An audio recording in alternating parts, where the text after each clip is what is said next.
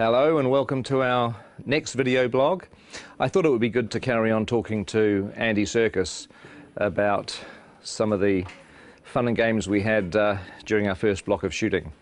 Andy,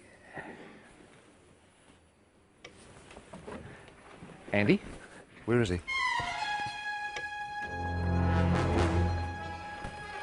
Andy! What is this place? This isn't Wellington. Where am I? Isn't this where James Bond crashed his Aston Martin in 1964?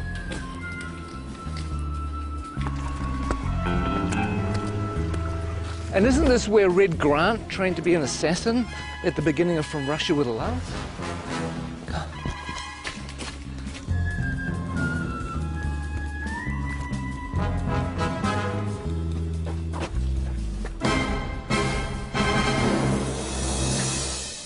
You know what? I think we should just run the blog anyway. So what we did is we asked cast and crew to tell us a few of their favourite memories from the first 3 or 4 months of shooting. So please enjoy that and I'll go figure out where I am.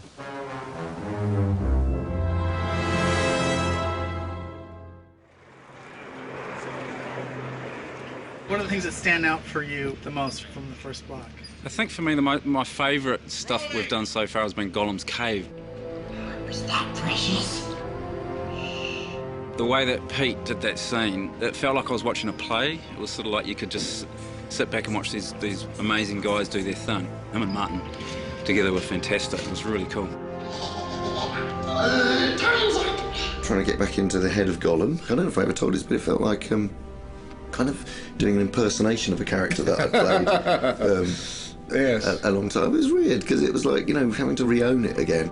Yeah, it was pretty cool. It was a nice way of starting. I felt sorry for Martin because he was suddenly thrust into having to find the character of Bilbo and have to deal with you for a whole week, going at him the whole time. I mean, it must have been a bit intimidating.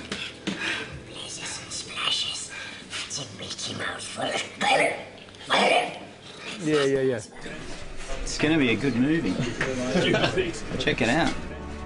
After 2 years of, oh my God, when are we ever going to shoot this film? We had 13 dwarves and a hobbit. We might have had a wizard as well. And suddenly, it's real. Seeing the sets were like amazing. That was true.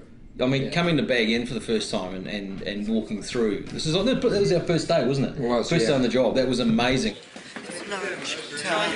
Can you name them? Name the dwarves. Ori Dori Nori, Biffa Bobba, Biffa... Biffa Bobba Buffa, Ori Nori Nori. I can never remember. See, that's the problem. You can't even remember who they are. You have Philly and Killy. There's Thorin, and there's Loin, and there's Oin, and Dwalin and Balin, and there's Biffa, Buffer and Bomber, and then there are the three Dori, Nori and Ori. I think that's it, isn't it?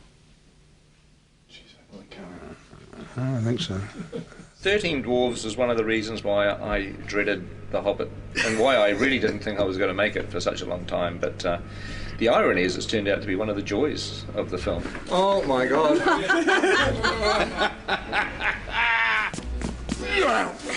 What a challenge. I mean, 13 heroes, or 14 with Bilbo.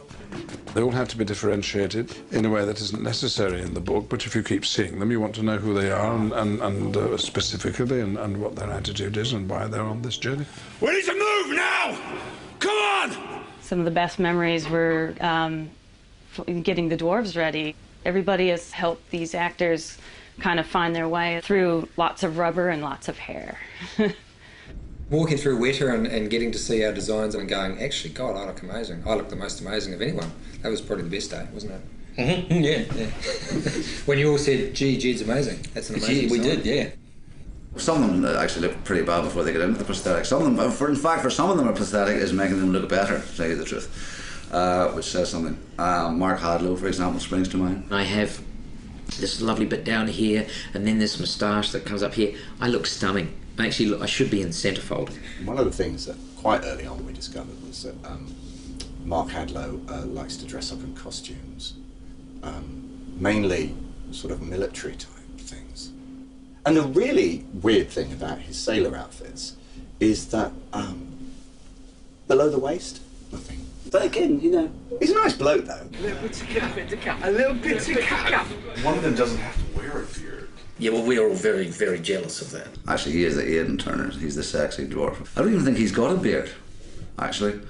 Mainly because he's not old enough to grow one. He's the hot one, I suppose, if you like that kind of thing. But if you like knitted cardigans and knitted mittens, then I'm your fella. If there was a boy band in Middle Earth, he would be the leader Williams. of the Robbie Williams of the dwarf world. Whereas you'd be roadie, I think. Yeah, the roadie. Bomb would be a roadie. I think when people see the beards are going to come back in big time. They are. Huge. Give us a kiss. Gelek Dashrudba. Gelek Dash. We've all learnt a bit of the dwarf language, Kosdol, so we all have a kind of selection of words to fall back on, curses and battle cries. I mean, we speak Dwarvish to each other most of the time when we're all set. Okay, here goes. And Peter can guess what it is, and then I'll tell people. Caused Belcour. Caused Belcour. Caused Belcour. Peter? It means mighty dwarf.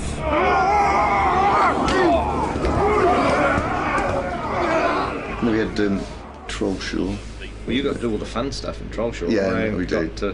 I had to shoot dialogue and things, and he got to do all the good fighting troll stuff. That is the great thing about the dwarves is that even though there's this comic element to some of the characters, not all of them, but some of them, when they fight, they really fight. We started with 3 months of intense training. We did stunt fighting, we did horse riding. We did the gym 4 times a week. We did dwarf movement intensely. They were trying to get us to a point where they could actually kill us and bring us back from the dead, kill us, bring us back from the dead, all the CPR and stuff like that, because that's what it'll be like on set. They did it by breaking us down. Yeah. They did it by essentially reducing us to the absolute amoeba stage and then building us up again as dwarfs. We've come through it as better dwarves, I feel. I do too. I know that William's discovered his inner dwarf. I have. Well, we all have, actually. It's a frightening thing, but that's the job that had to be done. If I could say key moments in Block 1, arriving in Rivendell and meeting Elrond and dining at his table, it really feels like you're stepping into Middle-earth. There are some who would not deem it wise. What do you mean? You're not the only guardian to stand watch over Middle-earth. I remember it now, but later on. I love working with Hugo and Kate back in Rivendell again. That was fantastic. Hello. Welcome. I still can't quite get over being on set with Ian as Gandalf and then, Kate Blanchett with Galadriel and Hugo with Elrond, and you just feel like you step back into a movie again. It's kind of weird. Is this a new one? This is different. Yeah, different one. High points really, I think, was getting Kate Blanchett with a long train. Beautiful. Kate, that's beautiful. They're all going to want one. Just don't ask me to walk anywhere. One of the things that I like is that we're getting a little bit of the music into the movie too, the songs. Tolkien wrote quite a few songs for The Hobbit. I got to sing a song. You want to hum a few bars for us now? Oh, it's a classic song.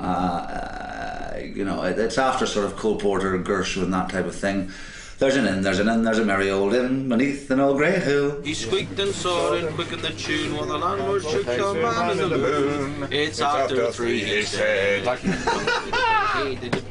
think it'd be great if Dwalin just yelled the whole thing. So the cat They'll swallow the tipsy cat. Is this the Metallica version? Who is this? That's the Metallica version. Well, I'll be singing at the Oscars is a different matter, but hopefully some people might sing it in the shower. Excuse me. I think this is a Peter Jackson question. Which dwarf would you like to invite to dinner? Well, I wouldn't invite any of them except myself. I'm afraid that the table manners aren't of the best. But you get your fist when you do that! They would not want Biffa over for dinner. He would be like the bottom of the line.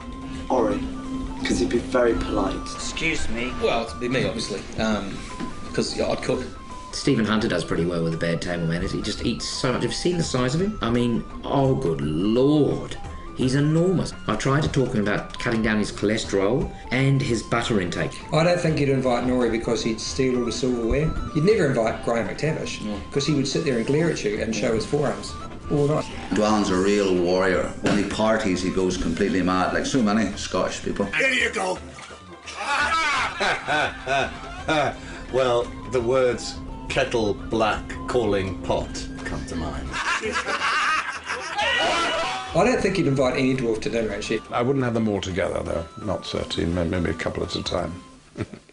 Special person to meet here, John Rhys Davies. It was fun on one of the days that we were in Bag End with the dwarves that John Rhys Davies came to visit. Oh, yeah? And it was great to introduce him not only to Gloin, who's his father in the story, but also to all the other dwarves.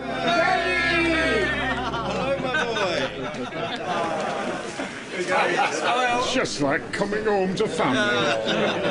I predicted what John would say, and he pretty much said it word for word. I could just imagine, him saying, "Oh, you poor bastards." that's pretty much what he went on to say. You poor buggers.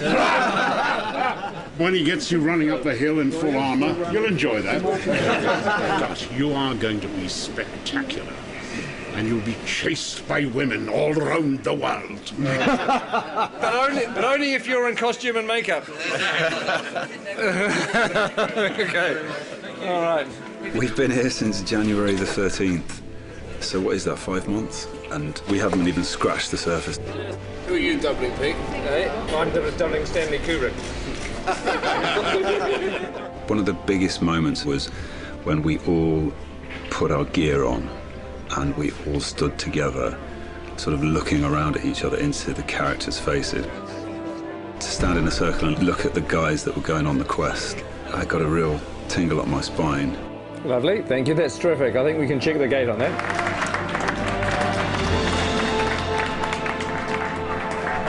Thank you very much. Thank you, guys. Thanks, guys. Thanks very much.